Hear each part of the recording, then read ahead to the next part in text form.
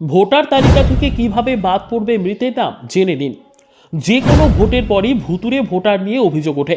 অনেক সময় দেখা যায় ভোট পড়েছে মৃত ব্যক্তির নামে, ভোটার তালিকা থেকে নিয়ম মাফিক নাম বাদ না পড়ার সুযোগ নেই। এই ধরনের ঘটনা আকছার ঘটে। কিন্তু সামনেই লোকসভা নির্বাচন, তার আগে ভোটার তালিকা সংশোধনের উদ্যোগ নিয়েছে নির্বাচন কমিশন। নতুন নিয়ম অনুযায়ী তালিকা থেকে নাম বাদ দেওয়ার জন্য আর মৃত্যুর শংসাপত্র লাগবে না। ভোটার তালিকা থেকে মৃত ব্যক্তির নাম বাদ দিতে এতদিন পর্যন্ত রাজ্য প্রশাসনের কাছ থেকেই সেই সংক্রান্ত তথ্য নিত নির্বাচন কমিশন। এক্ষেত্রে জমা দিতে হতো মৃত্যুর শংসাপত্র। কিন্তু কার্যক্ষেত্রে দেখা যায় গ্রামের দিকে অনেকেই মৃত্যুর পর আর সেই সংক্রান্ত শংসাপত্র সংগ্রহ করেন না।